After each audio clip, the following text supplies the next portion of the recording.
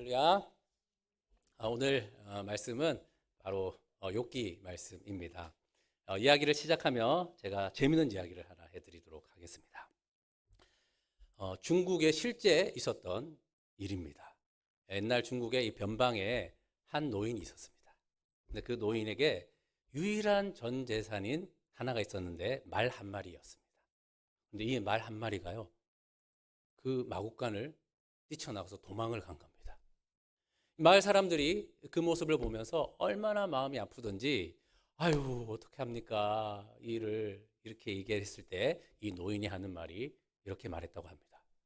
이 일이 좋은 일인지 나쁜 일인지 어찌 알겠습니까?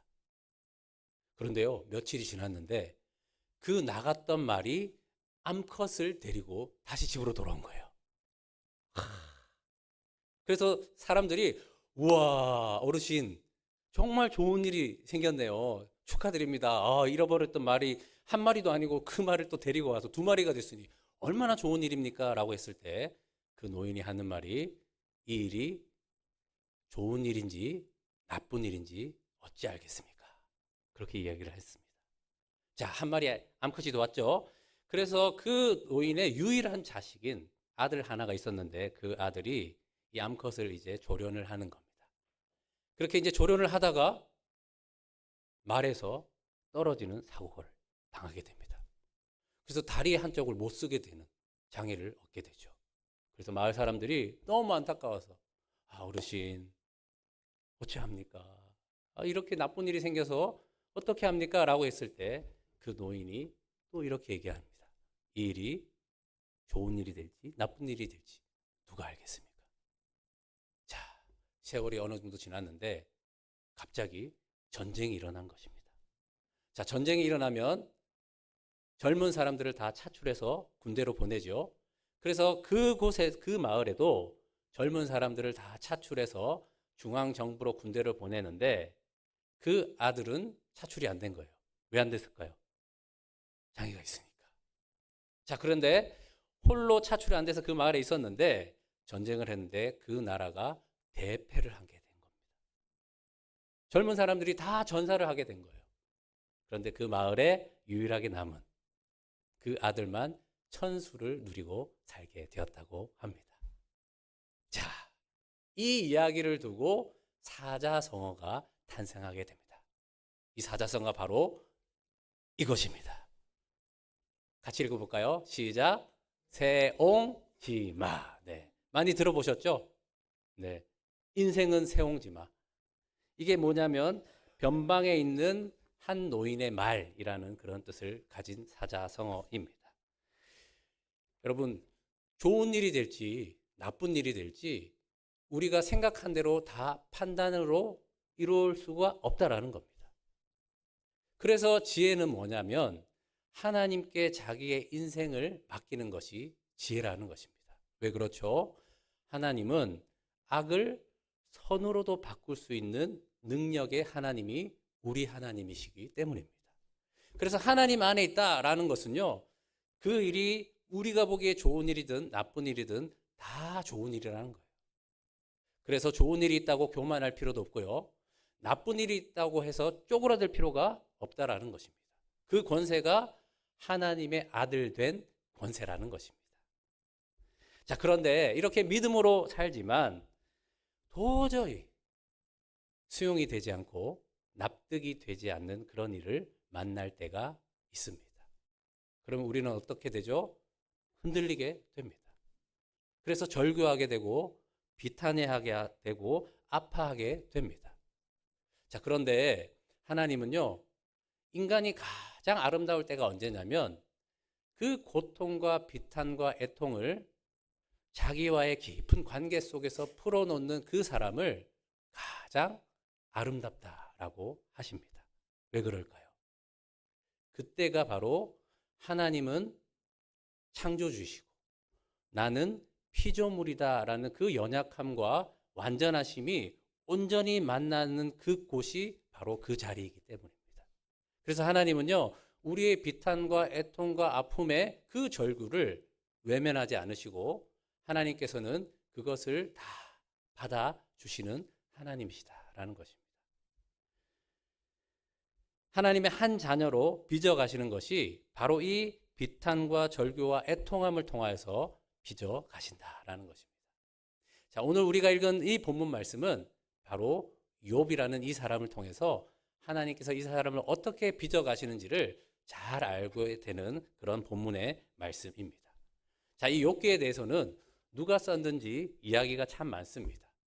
그래서 뭐 욥기 32장에 나오는 이 엘루가 썼다라는 그런 이야기도 있고요. 아니면 모세, 솔로몬, 이사야, 예레미야, 에스라라고 말하는 사람들도 있습니다. 사실은 엄청난 긴 시간에 사람들의 저자를 이야기하고 있습니다. 자, 왜 그럴까 하면 그 시대마다 아픔과 비통과 절망함에 설명할 수 없는 그런 고난들이 늘 있어 왔기 때문에 이 현자들을 통해서 하나님의 말씀을 대언했기 때문에, 하나님의 말씀을 가르쳐줬기 때문에 이 저자에 관해서 이렇게 긴 시대를 두고 이야기를 하는 것입니다. 자, 그러면 정확히 누가 욥기를 썼냐? 정답은 모른다입니다. 하지만 분명한 것은요, 그 당대의 현자를 통해서 그 시대를 따라서 하나님이 답을 하시기 위해서 하나님께서 집필하게 하셨다라는 것입니다. 그래서 많은 학자들 중에서 그래도 많은 지지를 받는 것이 이 욥기가 바벨론 포로 후기 이후에 집필되었다라는 이야기가 가장 많습니다. 사실 이 욥기 내용 자체는요, 이 족장 시대의 사람입니다. 그러니까 아브라함과 같은 시대의 사람이다라는 것이죠. 자, 그런데 이 책이 집필된 것은 바벨론 포로기 이후로 본다면 이 말씀을 통해서 지혜를 얻게 되는 거죠. 자, 왜 바벨론 포로기 후기 이후에 집필이 되었냐라면 여러분이 잘 아시다시피 70년이라는 그 바벨론 포로기를 통해서 이제 바사왕 고레스를 통해서 다시 고향으로 돌아갈 수 있게 된 것입니다. 자, 다시 돌아갔더니 예루살렘이 성전이 다 무너져 있고 황폐화되어 있는 거예요. 물론 조상들을 통해서 이야기를 들었습니다. 우리가 하나님이 아닌 우상을 섬겼더니 이렇게 되었구나 알고는 있었지만 눈으로 보니 너무 참담한 거예요. 그리고 돌아왔지만 다시 하나님의 그 말씀으로 이스라엘을 재건할 수 있을까? 답이 나오지 않는 거예요. 그래서 그냥 나 괜히 왔나? 지금 바벨론에 내가 지금 자리 잡고 있는 터가 있는데 괜히 와가지고 이 고생을 내가 해야 되나? 이게 고생을 한다고 과연 이스라엘이 성전이 재건되고 마을이 재건되고 그 성읍이 재건될까? 답이 안 나오는 거예요. 그때 이 욥기를 통해서 하나님께서 그들에게 말씀하셨다라는 것입니다. 자, 오늘 욥기 1장 20절 말씀을 우리 한번 보도록 하겠습니다. 욥기 1장 20절. 같이 읽겠습니다. 시작. 땅에 엎드려 예배하며 아멘. 자, 그냥 예배해도 되는데 지금 욥이 어떻게 예배하고 있다고 합니까? 겉옷을 찢고 머리털을 밀고 땅에 엎드려 예배하고 있습니다. 자, 이 욥은요 어떤 사람이냐면 1절에 이런 사람이다라고 지금 설명해 주시고 있습니다. 우리 1절 말씀 같이 있습니다. 시작.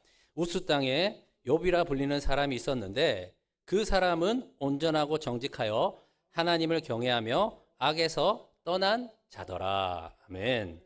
자, 욥은 정말 신실한 사람이죠. 온전하고 정직하고 하나님을 경외하며 악에서 떠난 자가 욥이다라는 거예요. 우리로 하면 쉽게 말하면 뭐죠? 신앙이 정말 좋은 사람입니다.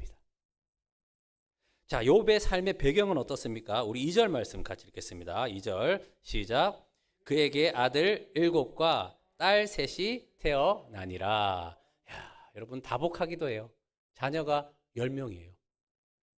우리 교회에서는 지금 자녀가 최고 많은 분이 3명인가요? 4명? 누구시죠? 신승기 장로님. 박수 한번 주세요. 우리 신승기 장로님. 네, 아이가 4명입니다. 참 복이 많으십니다. 자, 그런데 욥은 몇 명이라고요? 10명. 우리 김혜인 집사님 10명의 은총이 있기를. 박수 한번 주세요. 자, 하여튼 최소 3명 이상은 놓으셔야 돼요. 아멘이십니까? 김혜인 집사님, 아멘? 3명 이상. 아멘? 네. 최지원 집사님하고 저 3층에서 만나야 될 것 같아요. 제 방에서. 네, 그렇습니다. 그러니까 욥은 신앙이 정말 좋아요. 그런데 가정 배경도 10명이나 되는 자녀를 얻으면서 다복했다라는 것입니다. 자, 사실은 이 숫자 안에도 의미가 있죠. 자, 아들이 몇 명이라고요? 7명. 자, 7은 뭐예요? 하나님의 천지 창조가 7일이죠. 완전수를 이야기하는 겁니다. 자, 딸이 몇 명 있다고요? 3명. 성부, 성자, 성령. 3. 이것도 완전수라는 거예요. 그러니까 가정으로 가장 완전하게 하나님께서 복을 주셨다라는 것입니다. 자, 그 다음 우리 3절 말씀 읽겠습니다. 3절. 3절 제가 읽을게요. 3절은 제가 보겠습니다. 그의 소유물은 양이 몇 마리요? 7,000마리. 여기서 7이 나오죠. 자, 낙타가 몇 마리요? 3,000마리. 여기도 3이 나옵니다. 자, 그리고 소가 몇 결이요? 자, 500결이. 500은 자, 열이 완전수라고 하면 500은 반이죠. 자, 소가 500결이에요. 자, 암나귀가 몇 마리요? 500마리. 500 합하면 뭐요? 10. 완전수인 거죠. 그리고 그 다음 말씀은 같이 읽겠습니다. 시작. 종도 많이 있었으니 이 사람은 동방 사람 중에 가장 훌륭한 자라. 재산도 이렇게 많은 거예요. 하나님께서요, 재산의 복도 이렇게 완전하게 주셨다라는 것을 이렇게 보여주고 있습니다. 자, 욥은 신앙적으로 그의 삶의 배경조차도 완전한 사람이었다라는 것을 알게 됩니다. 자, 그런데 갑자기 어떤 일이 벌어집니까? 우리 13절 말씀 보겠습니다. 13절 제가 읽겠습니다. 하루는 욥의 자녀들이 그 맏아들의 집에서 음식을 먹으며 포도주를 마실 때에, 자, 가족끼리 얼마나 우애가 좋은지. 맏아들 집에서 형제들이 모여서 포도주를 마시면서 음식을 먹고 있었어요. 그런데 어떤 일이 벌어집니까? 우리 14절. 사환이 욥에게 와서 아뢰되 소는 밭을 갈고 나귀는 그 곁에서 풀을 먹는데, 15절은 같이 있습니다. 시작. 스바 사람이 갑자기 이르러 그것들을 빼앗고 칼로 종들을 죽였나이다. 나만 홀로 피하였으므로 주인께 아래로 왔나이다. 자, 스바 사람들이요, 재산들을 다 강탈한 겁니다. 그리고 그것을 관리하던 종들을 다 죽인 겁니다. 그래서 가까스로 혼자 목숨을 부지하여서 이것을 알리려고 지금 주인인 욥에게 와서 이 이야기를 하는 겁니다. 자, 그런데 갑자기 또 이 일을 겹쳐서 이야기되는 것을 보게 됩니다. 우리 16절입니다. 16절 제가 읽겠습니다. 그가 아직 말하는 동안에 또 한 사람이 와서 아뢰되 하나님의 불이 하늘에서 떨어져서, 자, 여기서 불은요, 오늘날의 번개불을 이야기하는 겁니다. 자, 그 번개가 쳐서 그 다음 말씀, 양과 종들을 살라 버렸나이다. 나만 홀로 피하였으므로 주인께 아래로 왔나이다. 화재가 일어난 거예요. 그러면서 그 짐승들이 다 죽고 종들도 마치 피하지 못해서 연기에 질식해서 홀로 남은 그 종만 지금 주인 욥에게 이 이야기를 하러 온 겁니다. 자, 그런데 이것으로 끝나지 않습니다. 17절입니다. 제가 읽겠습니다. 그가 아직 말하는 동안에 또 한 사람이 와서 아뢰되 갈대아 사람, 저기서 갈대아 사람은 바로 갈대아 우르에 있는 요당 동편에 있는 사람들이죠. 그 사람들이 와서 이렇게 합니다.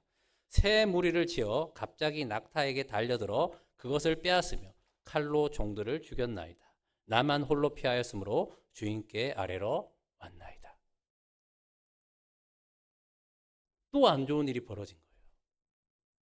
또 강탈하고 낙타를 다 뺏어가고 종들을 다 죽이고 홀로 남은 종이 이 이야기를 하러 온 것입니다. 자, 3번입니다. 욥은 모든 재산을 완전수로 다 잃어버렸다라는 것을 보여주시고 있는 거죠. 우리로 치면 갑자기 사고가 나고 갑자기 기밀이 유출이 되고 사기를 당하고 이런 일이 지금 벌어지게 된 것입니다. 자, 안 좋은 일은 연속으로 일어난다고 하나요? 우리 18절 말씀에 또 일이 일어납니다. 자, 18절 말씀은 같이 있습니다. 시작. 그가 아직 말하는 동안에 또 한 사람이 와서 아뢰되 주인의 자녀들이 그들의 맏아들의 집에서 음식을 먹으며 포도주를 마시는데, 19절, 거친들에서 큰 바람이 와서 집 내 모퉁이를 치매 그 청년들 위해 무너짐으로 그들이 죽었나이다. 나만 홀라 피하였으므로 주인께 아뢰러 왔나이다 한지라. 저는 이 말씀을 준비하면서요, 이 18절 19절을 읽는데 정말 답답하더라고요.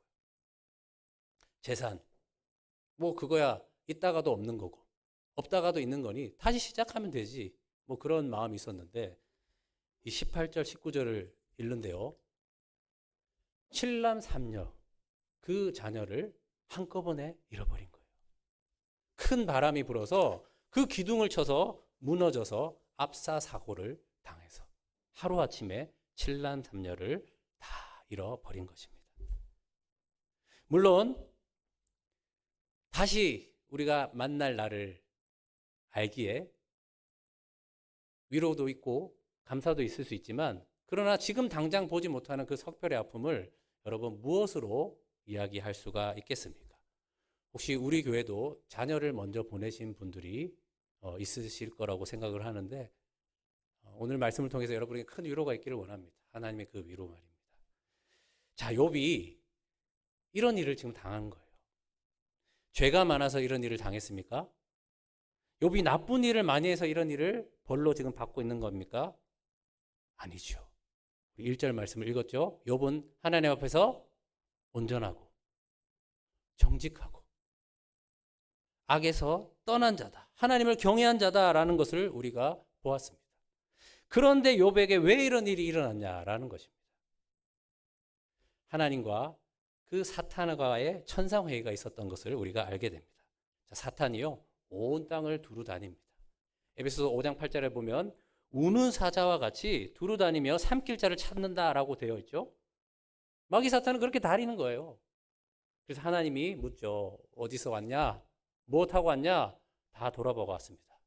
그러면서 하나님이 누구를 자랑하냐면 욥을 자랑합니다. 세상에 욥과 같은 사람이 없다, 너 받지 않느냐. 그때 욥이 이야기를 하죠. 9절 말씀입니다. 우리 9절 말씀은 같이 읽겠습니다. 1장 9절 말씀 시작. 사탄이 여호와께 대답하여 이르되 욥이 어찌 까닭 없이 하나님을 경외하리까. 자, 욥이 하나님을 경외하는 이유가 있다는 거예요. 재산을 그렇게 많이 주셨으니, 완전하게 주셨으니 하나님을 경외하지 않을 수가 없지 않습니까? 아니, 가정을 그렇게 완전하게 다복하게 주시고 그렇게 형제간에 우애가 있게 만들어 주셨으니 어찌 하나님을 경외하지 않을 수가 있겠습니까? 하나님이 그거 다 주셨으니까 욥이 그렇게 하나님을 예배하고 경배하는 거죠 라고 얘기를 하는 겁니다. 그때 하나님께서 생명에는 손을 대지 말고 그것들을 다 빼앗아 봐라, 욥이 어떻게 하는지 봐라, 그 이야기를 하신 겁니다. 자, 저는요 오늘 이 말씀을 드리고 싶습니다. 보이는 세계만 있다라는 게 아니에요. 보이지 않는 세계가 있는 거예요. 보이지 않는 세계를 통해서 보이는 세계의 현상이 나타나는 겁니다. 자, 그러면 우리는 오늘 무엇을 보고 사냐는 거예요. 보이지 않는 세계를 사는 것이 보이는 세계를 올바르게 해석하고 믿음으로 살아갈 수 있는 근원이 된다는 것입니다. 자, 보이지 않는 세계를 어떻게 보냐?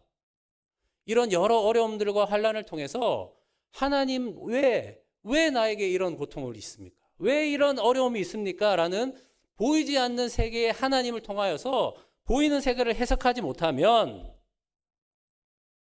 우리의 예배는 껍데기만 남는다는 거예요. 오늘 욥 1장을 통해서 우리에게 말씀하시는 겁니다. 보이지 않는 세계 가운데 보이는 세계를 보라. 자, 이런 일이 있었던 거예요. 천상회의가 있었고 욥은 온전하고 정직하고 하나님을 경외하고 악에서 떠난 자였는데 이런 일이 왜 벌어졌는지 알게 되는 것입니다. 자, 다 잃었습니다. 재산도 잃고 심지어는 그의 사랑하는 자녀들도 다 잃은 겁니다. 여러분, 내가 가진 그 믿음, 그 신앙은요 언제 확 드러나는 줄 아세요? 평안할 때는 잘 드러나지 않아요. 언제 드러나냐? 가장 어려울 때, 가장 힘들 때, 가장 괴로운 일을 당할 때, 그때 내 믿음이 어느 정도인지를 볼 수가 있는 거예요. 지금 욥은 이 시험을 당하고 있는 겁니다. 자, 그때 욥은 이렇게 이야기를 합니다. 우리 21절 말씀 같이 읽습니다. 시작. 이르되 내가 모태에서 알몸으로 나아싸운즉 또한 알몸이 그리로 돌아가올지라. 주시니도 여호와시오 거두시니도 여호와시오니 여호와의 이름을 찬송을 받으실지니다 하고. 욥이요, 이 모든 것을 다 읽고도 지금 하나님께 이 고백으로 예배를 하고 있는 겁니다. 내가 알몸으로 나왔사온즉 알몸이 주님께로 다시 돌아갑니다. 주시니도 여호와시고 거두시니도 여호와시니 여호와의 이름을 찬송합니다. 그렇게 지금 예배하고 있는 것입니다. 나 아무것도 필요 없다라는 거예요. 주님만 있으면 된다라는 것입니다. 다른 모든 것을 다 잃어도 주님만 계시면 충분하다라는 것입니다. 욥기 1장은 이것을 물으시는 것입니다. 너는 내 존재를 원하니 아니면 내가 베풀어 주는 것을 원하니? 왜 나를 하나님으로 경외하고 살고 있니? 너의 예배는 어떠니? 이렇게 질문하시는 것입니다. 여러분, 왜 예수 믿으시죠? 베드로전서 1장 9절에 보면 믿음의 결국, 믿음의 골, 믿음의 목적은 영혼 구원이다라고 말씀하고 있습니다. 자, 예수 믿으면 만사 형통인가요? 만사 형통 맞죠? 우리가 저번 주에 말씀 나눴잖아요. 그 형통은 하나님이 함께 계시는 것이 형통이다라는 것을 우리가 확인하였고 주님께서 말씀해 주셨습니다. 그렇습니다. 만사 형통은 하나님이 우리와 함께 계심이 정확하고 그것이 정확하게 인식이 되고 그것이 정확하게 믿어질 때에 그것이 형통이다라는 것입니다. 그런데 오늘 욥을 봅시다. 그는 온전하고 정직하고 하나님을 경외하고 악에서 떠났습니다. 그런데 다 잃어버렸습니다. 그런데 형통인가요? 우리가 볼 땐 형통이 아니죠. 그러나 하나님께 그 애통함과 절구를 통해서 구하고 있는 그 예배. 다른 사람 같았으면 어떻게 했을까요? 그냥 술 한잔 하고 그냥 가지 않았을까요? 아니면 뭐 PC 게임 하고 있지 않았을까요? 그거 잊으려고. 아니면 뭐 한탕 뭔가 잘해야 돼가지고 막 경마장에 가서 이거 하고 있지 않았을까요? 그런데 지금 욥은 뭐 하고 있습니까? 하나님께 엎드려 예배하고 있는 겁니다. 이게 형통이라는 거예요. 하나님이 우리와 함께 계심이 믿어지니 환경이 우리를 짓누르지 못하는 것입니다. 우리는 하나님의 손에 있고 하나님의 선하심은 영원하시기에 우리가 영원토록 그 선하심 속에 살고 있음이 너무 분명하기에 자족하게 되는 것입니다. 온 만물을 지으신 하나님이 나의 아버지시다. 이게 우리의 자존감이죠. 뭘 믿고 사시겠습니까? 뭐를 근원으로 사시겠습니까? 이 천지 만물 삼라만상을 창조하시고 이것을 지금도 운행하시는 그 하나님께서 우리의 아버지가 되시는 그 믿음이 우리를 살게 하는 것입니다. 여러분은 무엇 때문에 오늘 이 예배를 하고 있습니까? 당신의 예배는 어떻습니까? 여러분, 이 예배는요, 주일만 이루어지는 것이 예배가 아닙니다. 저번 주에 말씀드렸듯이 우리 교회는요, 내일부터 성서 일과로 주님을 예배할 것입니다. 하루에 한 장씩. 우리 교회 성서 일과는 하루 한 장입니다.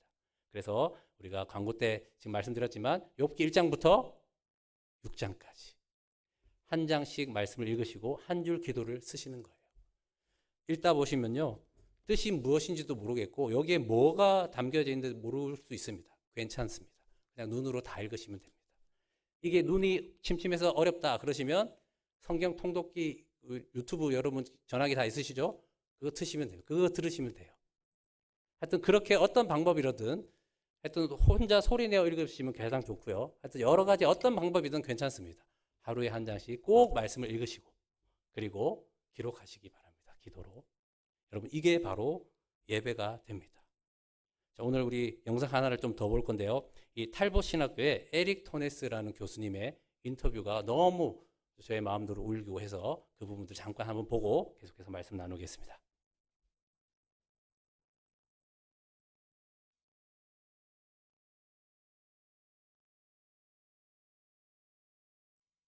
And so when I go to the Word, I I seek to do it worshipfully and devotionally and in an effort to find intimacy with God. Now, it doesn't always feel that way. It doesn't always consistently give me, feelings of motivation or enlightenment. There are mornings I read the Bible and I say, that's true, and I'm not quite sure how it intersects with my life. But what I mainly do is go on a character of God hunt in the Bible. And I'm always saying, Lord, who are you? No matter what I'm reading in the Bible, who are you as I'm reading this? And if that's what I'm doing, I need to do that worshipfully.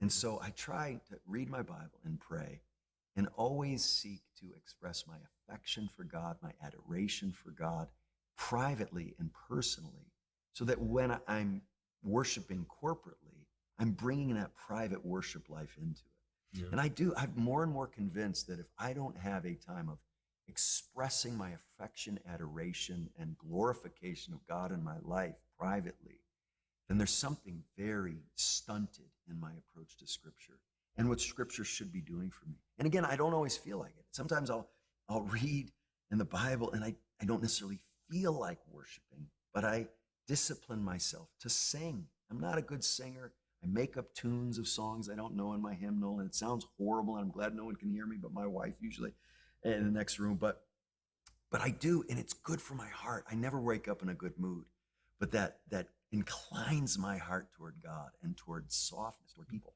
And I have to do it as a discipline to worship God. And I think singing is particularly, even biblically, an important discipline.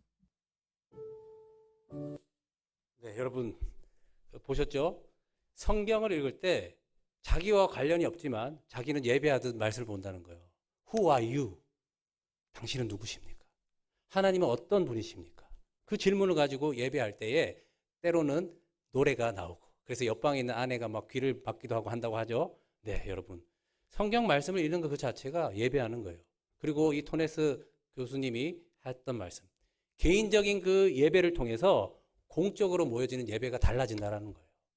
여러분, 일주일에 한 번 와서 이 예배, 물론 정말 감사하고 우리의 마음을 다 드리는 예배지만 개인적으로 하루하루 매일 예배를 드리며 살았던 사람이 공예배에 와서 하는 예배는요, 일주일에 한 번 와서 하는 예배자하고 다를 수밖에 없다라는 겁니다. 여러분, 욥을 통해서 우리는 어떤 환경과 어떤 여건 속에서도 예배하는 자가 그냥 만들어지는 것이 아니라 이 환난과 공고와 여러 어려움을 통해서 하나님께서 말씀으로 당신은 누구십니까? 라고 절규할 때에 하나님께서 그 놀라우신 보이는 세계를 통해서 보이지 않는 세계의 섭리를 통해 하나님을 알려주시고 보여주시니 우리에게는 그 뒤에는 염려도 없고 근심도 없고 아픔도 사라지게 되는 것을 말씀하고 있는 것입니다. 여러분이 계신 그곳, 개인으로 통독하는 그 자체가 예배라는 것입니다. 여러분의 그 예배를 통하여서 날마다 하나님이 어떤 분이신지 그 믿음의 분이심을 근원이 되신 것을 알고 그분을 기뻐하고 또한 공적으로 함께 모여서 예배할 때에 그 삶의 개인적인 예배가 같이함으로 인해서 더 풍성하지 않는 그런 예배가 되기를 원합니다. 우리 시학교회에 주신 이 성서일가를 통해서 계속해서 말씀으로 만나는 그 하나님으로 여러분 믿음의 굳건히 서서 상황과 여건과 상관없이 그 어떤 곳이든지 예배하시는 그런 예배자가 되시기를 예수님의 이름으로 축원합니다. 아멘.